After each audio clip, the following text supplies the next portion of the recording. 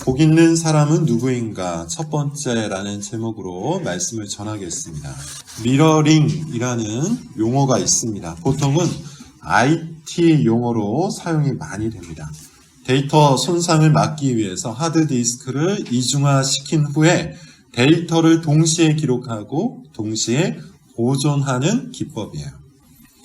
그래서 보통 디스크 미러링이라고 표현을 합니다. 동시에 기록하고 동시에 보존하는 서버를 미러 서버라고 말하기도 하죠. 대학교 때 배운 건데 아직도 이렇게 기억이 나는 걸 보니 여기까지 하겠습니다. 그런데 미러링이라는 말은 IT에서만 사용하는 그런 말은 아니에요. 현대 심리학에서도 상담 쪽에서도 많이 사용이 되는 말입니다. 상대로 하여금 내가 했던 말과 행동과 표정을 똑같이 하게 함으로 내가 얼마나 잘못했는지를 스스로 깨닫게 하는 상당 기법입니다. 마치 거울을 보듯이 상대를 통해서 나를 보도록 해서 내 잘못을 스스로 깨닫게 하는 것, 일종의 역할극인 것이죠. 최근에 이 말은 성경 묵상이라는 이 분야에서도 많이 사용이 되고 있어요. 지금 설명을 드린 것처럼 미러링은 무엇인가를 보면서 똑같이 닮아가거나 자기 자신에 대해서 깨달아가는 것을 말해요.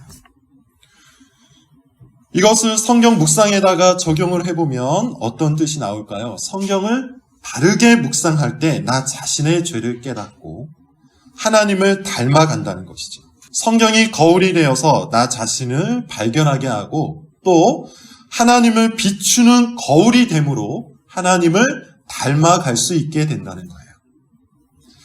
여러분, 사실 우리 일상에도 이 미러링은 참 많이 일어나는 보편적인 현상입니다. 가장 대표적인 예가 부부 사이죠. 사랑하는 부부는 서로 닮는다라는 옛말이 있죠. 왜 닮을까요? 조금만 생각을 해보면 당연해요. 서로 대화를 하면서 언어가 닮아갑니다. 사용하는 말이 닮아가요. 또 서로를 바라보면서 표정도 닮아가죠. 서로 사랑하면서 생각도 닮고 가치관도 닮고 기호, 좋아하는 것도 닮아가요. 사랑하는 부부는 그렇게 서로 비슷해집니다. 저희 부부도 마찬가지예요. 서로 기질, 취향, 생각이 완전히 다른 사람이었는데 지금은 상당히 비슷해졌어요. 좋아하는 음식이 비슷해졌습니다. 생각하는 방식도 비슷하고 옷을 입는 취향도 비슷해졌어요. 그래서 가끔씩 제 아내를 보면서 제 모습을 봅니다. 심지어 제 아내에게서 저의 나쁜 모습을 발견하고서 깜짝 놀랄 때도 있어요.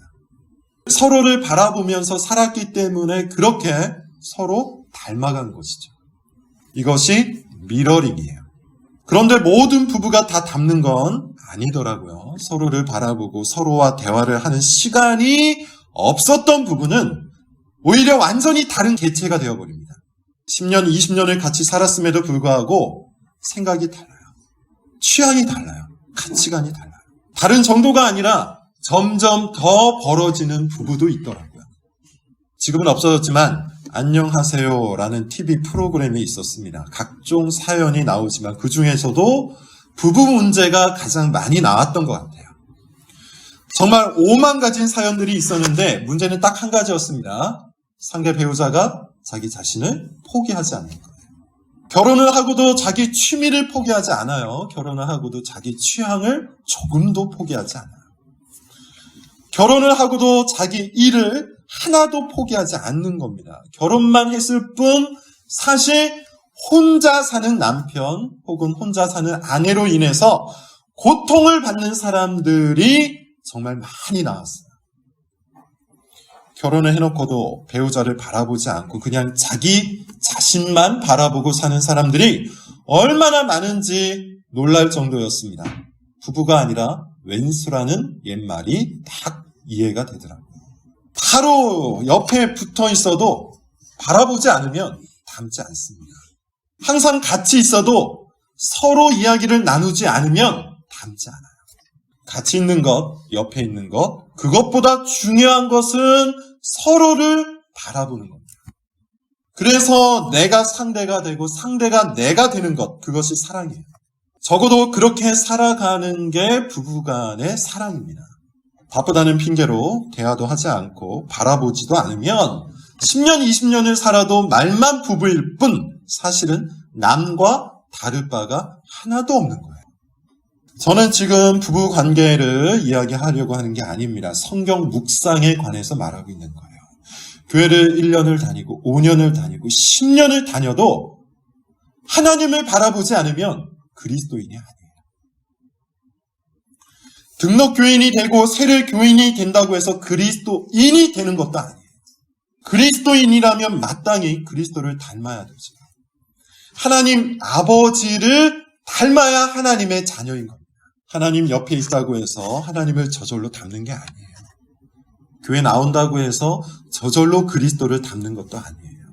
부부가 아니라 왼수가 될 수 있는 것처럼 신자가 아니라 위선자가 얼마든지 될 수 있다는 말입니다. 성경 묵상을 하지 않으면 그럴 수 있다는 거예요. 성경 묵상이 뭡니까? 뒤에서 더 자세히 말씀을 드리겠지만 지금 말씀드린 예를 갖고 간단히 정의를 하면 하나님의 성품을 보는 거예요. 하나님의 말씀을 통해서 하나님을 보고 하나님의 성품을 보고 하나님의 뜻을 보는 거예요. 하나님의 마음을 보는 거예요.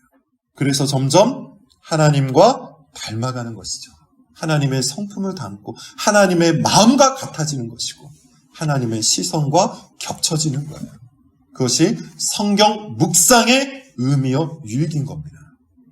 성경 묵상을 바르게 할 때 우리 가운데 이와 같은 일이 일어나요. 사랑하는 부부가 서로 닮듯이 성경 묵상을 통해 하나님 사랑을 표현함으로 하나님과 닮아가는 거예요. 그렇다면 반대로 성경 묵상을 안 하면 어떻게 될까요? 하나님을 닮지 못하겠죠. 교회를 아무리 다녀도 예배에 아무리 참여를 해도 하나님의 성품이 무엇인지 몰라서 그냥 자기 기질대로 자기 성격대로 평생을 사는 겁니다.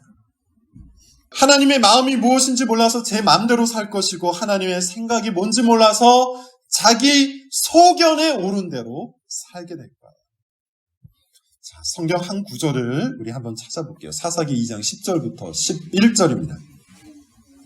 구약 성경 사사기 2장 10절부터 11절입니다. 같이 읽어볼게요. 11절까지입니다. 10절 시작. 그 세대의 사람도 다 그 조상들에게로 돌아갔고 그 후에 일어난 다른 세대는 여호와께서 이스라엘을 위하여 행하신 일도 알지 못하였더라. 이스라엘 자손이 여호와의 목전에 악을 행하여 바알을 그 세대의 사람이 나오는데요. 그 세대의 사람은 여호수아 세대예요. 여호수아 세대는 두 가지 특징이 있어요. 첫째는 하나님께서 가나안을 정복하도록 친히 싸우신 사건을 경험한 세대예요. 여리고 성을 무너뜨릴 때 여러분 생각을 해보십시오. 그것이 대표적인 사건이죠. 하나님께서 우리를 위해서 싸워주신 사건을 경험한 세대. 두 번째는 여호수아가 마지막으로 했던 설교를 들은 세대입니다. 여호수아 24장을 보면 여호수아가 백성들을 앞에 놓고 이런 말을 해요. 너희가 섬길 자를 택하라. 나와 내 집은 영원히 여호와만 섬기겠노라.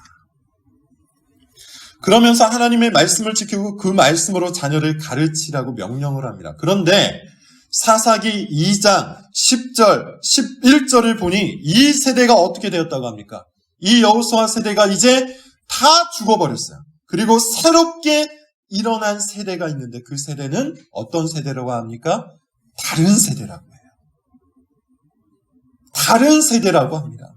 다음 세대가 아니라 다른 세대가 일어났대요. 이 다른 세대의 특징이 있어요. 첫 번째, 여호와가 누군지 몰라요. 여호와께서 그들을 위해서 행하신 일이 뭔지 몰라요. 그것을 경험하지 못했어요. 그것을 배우지 못했어요. 두 번째, 여호와 하나님을 버리고 바알을 섬겼습니다. 도대체 왜 이런 일이 일어난 걸까요?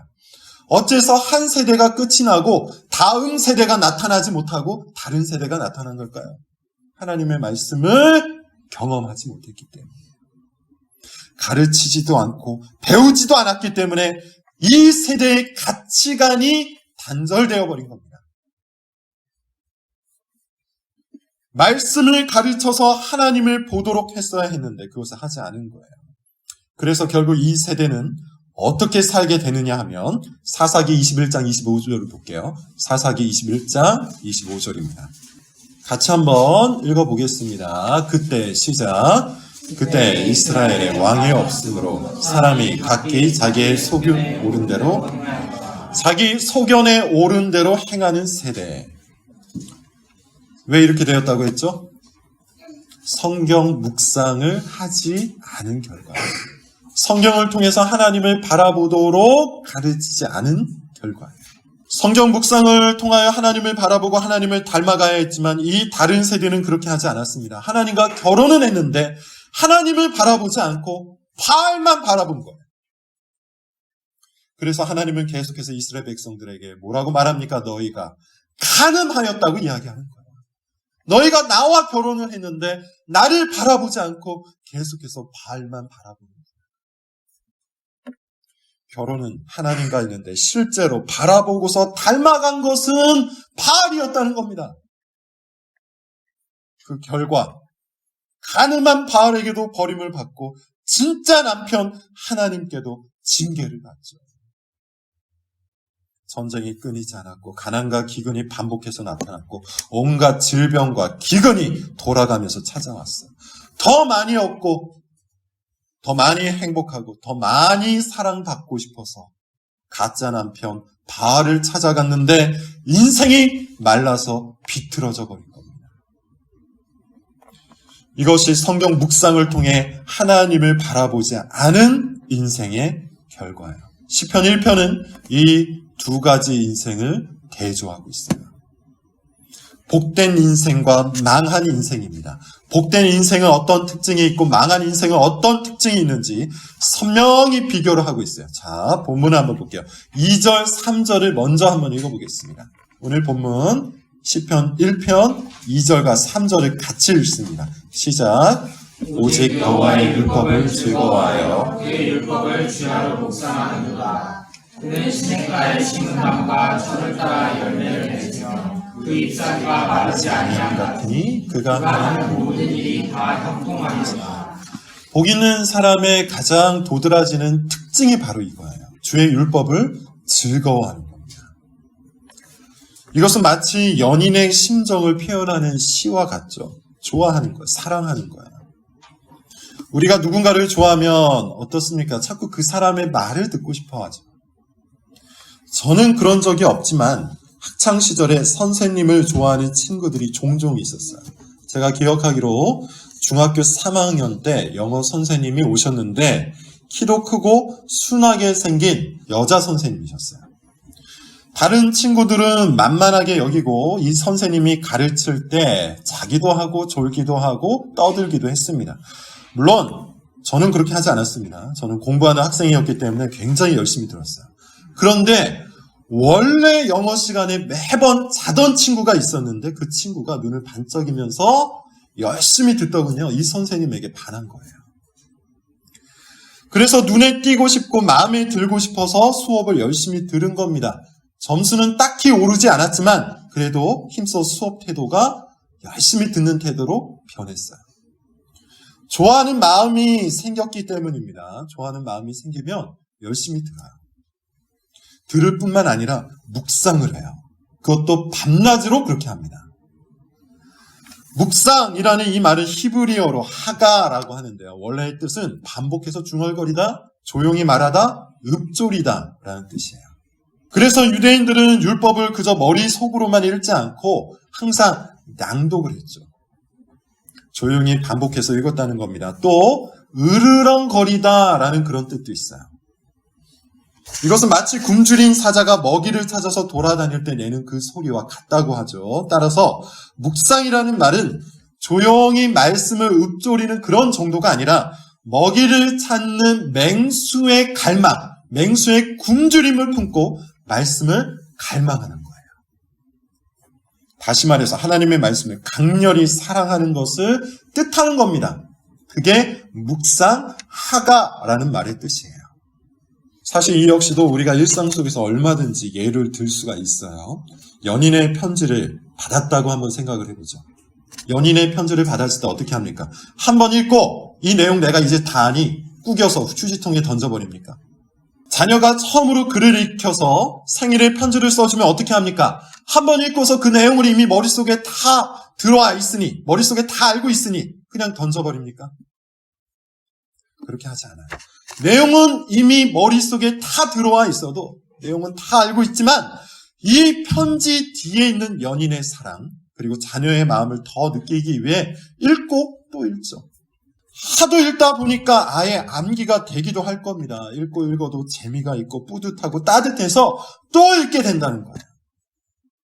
그것이 사랑하는 사람의 편지를 대하는 태도예요. 주야로 묵상한다는 말이 정확히 그 의미입니다.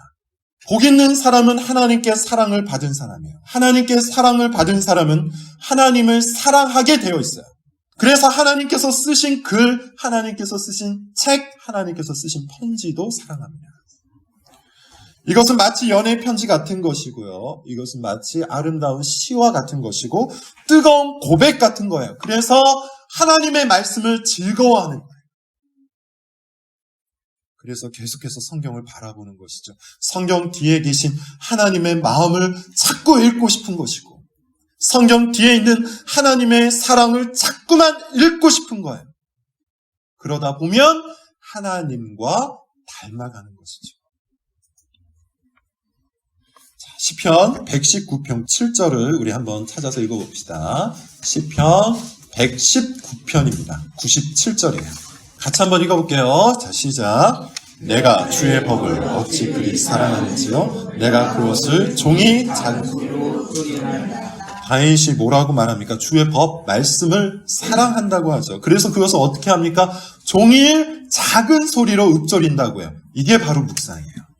읊조리다. 묵상. 하가라는 단어예요. 다윗이 말씀을 얼마나 좋아했는지 하나만 더 읽어볼게요. 시편 119편 103절입니다. 103절. 한번 읽어볼게요. 시작. 주의 말씀의 맛이 내게 어찌 그리 단지요. 내 입에 재밌는 표현이죠. 말씀에 맛이 있다고 그래요. 어떤 맛입니까? 꿀처럼 단맛이라고 하죠. 요즘 맛집을 좋아하는 사람들이 굉장히 많습니다. 얼마나 좋아하는지 전국을 돌아다녀요.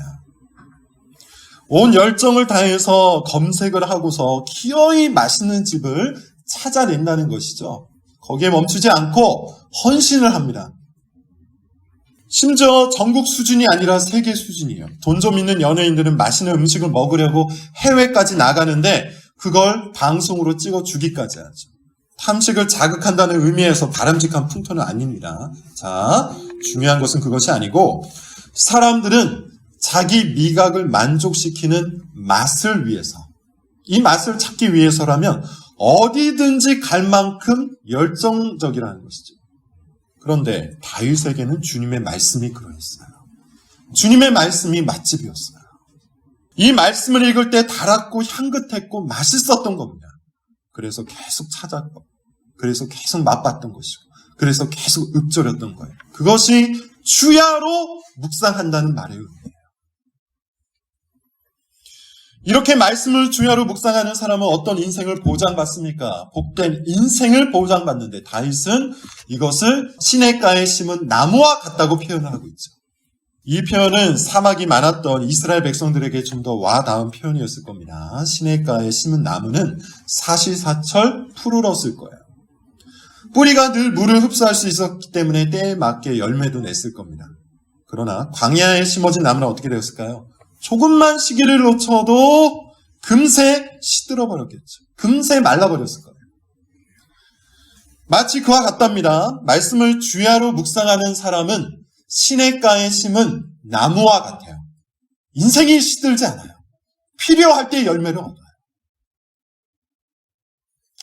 여러분, 우리가 하나님을 어떻게 고백합니까? 우리가 매주 고백을 하고 있었던 각종 신앙 고백서에는 하나님을 어떻게 표현하고 있죠? 모든 선의 원천이라고 말해요.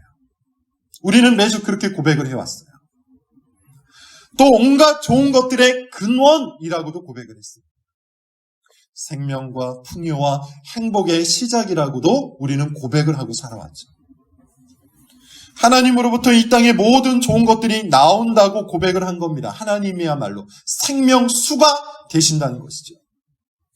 만약 정말로 자기가 고백했던 이 고백을 믿는 사람이라면 그 사람은 어떻게 살아야 될까요?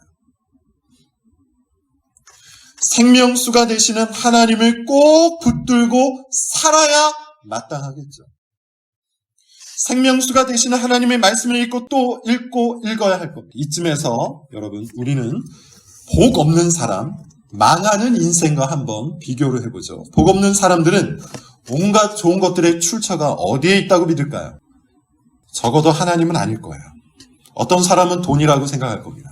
돈이 온갖 좋은 것의 근원이라고 믿을 거예요. 그래서 이 사람들은 돈과 관련된 모든 것을 바라보고 붙들고 살아갈 겁니다. 돈을 묵상하면서 산다는 뜻이에요.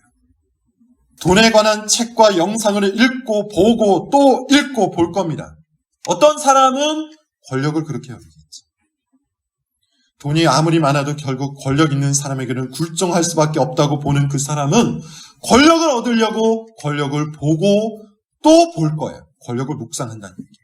어떤 사람은 인기라고 믿을 것이에요. 관계와 평판을 풍요와 생명의 근원이라고 보는 겁니다. 돈과 권력과 인기 곁에 심어진 인생들입니다. 자, 시편은 이들을 뭐라고 말하는지 한번 볼게요. 1절입니다. 시편 1편 1절 말씀 같이 한번 읽어볼게요. 자, 시작. 복 있는 사람은 악인들의 꾀를 따르지 아니하며 죄인들의 길에 서지 아니하며 오만한 자들의 자리에 앉지 아니하고. 자, 저를 보세요. 이 망하는 인생을 사는 사람들, 돈과 권력과 인생 곁에 심어져서 그것만을 묵상하는 사람을 성경은 뭐라고 이야기합니까? 죄인이요? 또한 악인이요? 오만한 자, 교만한 자, 거만한 자라고 표현해요. 눈여겨볼 것은 사실 그 뒤에 따르는 동사들이에요. 악인의 꾀를 따르지 아니한다. 죄인의 길에 서지 아니한다. 오만한 자의 자리에 앉지 아니한다. 이것이 오늘 설교에서 우리가 붙들어야 할 교훈인데 한번 잘 보십시오. 복 있는 사람이 거부하는 것과 받아들이는 것이 있어요. 받아들이는 것은 앞서 말했던 것처럼 성경 묵상입니다. 주야로 주의 말씀을 묵상하는 거예요. 반면 거부하는 것이 뭐죠? 악인의 꾀, 죄인의 길, 오만한 자의 자리를 거부하는 거예요. 이것은 하나님이 아닌, 성경이 아닌 세상을 바라보는 것을 거부한다는 뜻입니다. 세상에 대한 묵상을 거부하는 것을 뜻해요. 악인, 죄인, 오만한 사람 각각의 의미가 조금씩 다르지만 일단 다 같은 뜻으로 묻겠습니다. 세상의 지혜를 따르는 사람들이에요. 세상의 지혜를 따르는 사람도 똑같은 특징이 있어요. 세상을 바라봐요. 세상의 꾀를 따른다고 하잖아요. 세상의 길을 걷는다고 하잖아요. 세상의 자리에 앉는다고 하죠. 세상과 서로 얼굴을 마주 보는 겁니다. 세상과 함께 열정적으로 대화를 나누는 겁니다. 그래서 결국에는 세상을 닮아가는 것이죠. 이게 뭐예요? 세상을 사랑하는 겁니다. 왜냐하면 세상에 자신이 원하는 온갖 좋은 것들이 있다고 믿기 때문이에요. 시편 1편은 이 하나의 원리. 사랑하는 것은 바라보는 것이요. 바라보는 것은 닮아가는 것이라는 이 하나의 원리로 두 사람을 대조하고 있는 겁니다. 복 있는 사람과 복 없는 사람. 복된 인생과 망한 인생을 이와 같이 선명히 대조하여 우리에게 무엇을 선택할 것인지를 지금 교훈하고 있는 거예요. 세상을 바라보면서 세상과 닮아가는 사람들은 어떻게 될까요? 4절을 한번 읽어볼게요. 4절 말씀입니다. 자, 시작. 악인들은 그렇지 아니하며 오직 심어진 나무와 같지 않대요. 바람에 나는 겨와 같답니다. 겨가 뭡니까? 쌀, 껍데기 같은 것들이죠. 가볍다는 뜻입니다. 바람에 이리저리 휩쓸리는 벼처럼 인생이 결코 안정적이지도 않을 것이고 평안하지도 않을 것이라고 해요. 행복하지 않다는 겁니다. 최후의 결말 이렇습니다. 5절과 6절이에요. 같이 한번 읽어봅니다. 시작.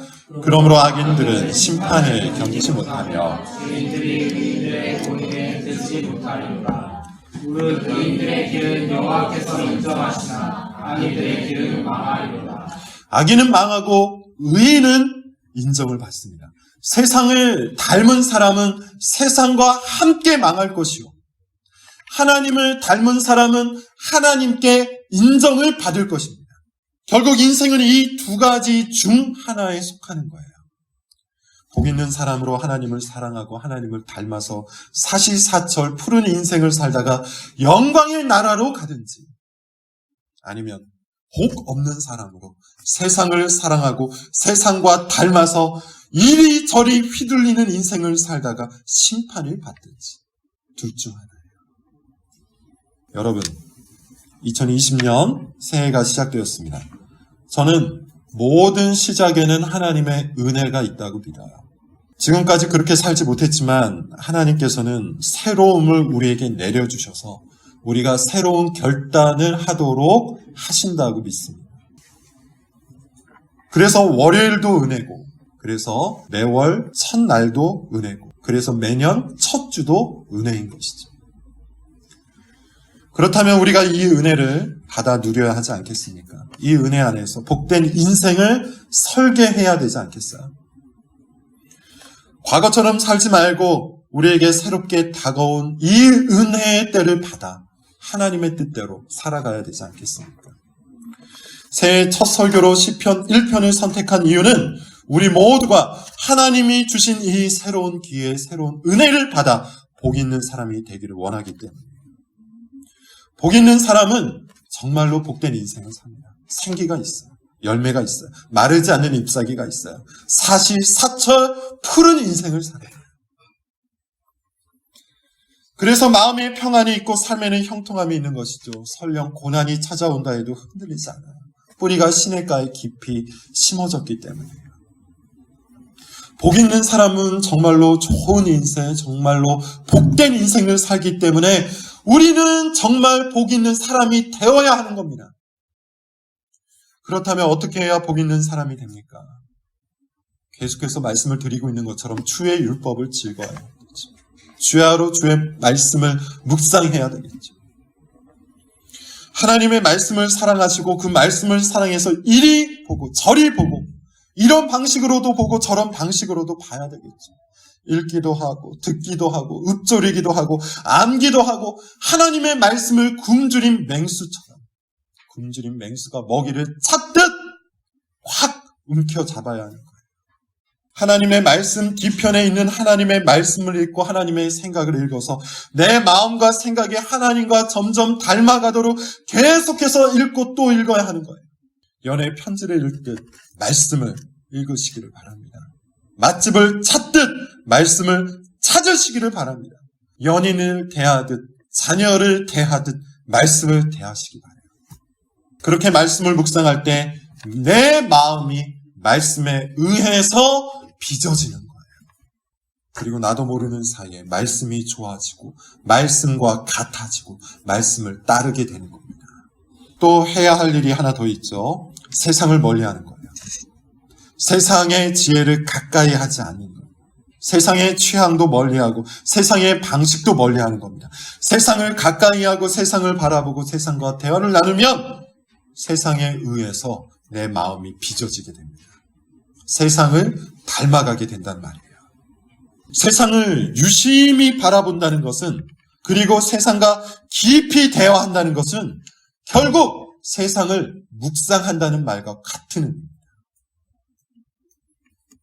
세상을 묵상하면 성경을 묵상하는 것과 대조되지만 똑같은 결과를 얻어요. 세상에 의해서 마음이 빚어지고 세상의 방식을 즐거워하고 그 방식을 또한 주야로 묵상하게 되는 것이죠. 존 파이퍼 목사님은 이 구절에 대해서 다음과 같이 표현합니다. 세상의 즐거움이 그것들을 오래 바라봄으로써 일깨워지듯. 다시 한번요. 세상의 즐거움이 그것들을 오래 바라봄으로써 내 마음에서 일깨워지듯 하나님의 진리가 주는 영원한 즐거움도 우리가 마음을 주야로 성경에 둠으로써 일깨워집니다. 원리가 같다는 말이에요. 유심히 보면 즐거워집니다. 세상을 유심히 보는 사람은 세상이 즐거워집니다. 그래서 또 세상을 유심히 봅니다. 성경을 유심히 보는 사람은 성경이 즐거워집니다. 그래서 또 성경을 유심히 봅니다. 이것이 묵상의 원리예요. 그러므로 2020년을 복 있는 사람으로 살고자 하는 성도들은 이 원리를 기억해야 돼요. 성경을 묵상해야 돼요. 세상을 묵상하지 말아야 돼요. 세상에 두었던 마음을 돌이키고 성경에 우리 마음을 두어야 돼요. 나에게 온갖 좋은 것들을 줄 수 있는 진정한 근원이 무엇인지, 풍요와 생명과 행복과 모든 생명의 시작이 무엇인지 여러분 꼭 아셔야 됩니다. 세상은 그것을 줄 수 없습니다. 하나님만 그것을 줄 수 있습니다. 그러므로 하나님의 말씀을 사랑하십시오. 그리고 묵상하십시오. 하나님과 닮은 여러분이 꼭 되시기를 바랍니다. 그것이 우리 인생의 푸르름을 보장합니다. 2020년 우리의 인생이 참으로 푸르고 풍요롭고 행복할 수 있기를 성령께서 우리 모든 교회 성도들에게 그런 은혜를 주시기를 간절히 기도합니다. 기도하겠습니다.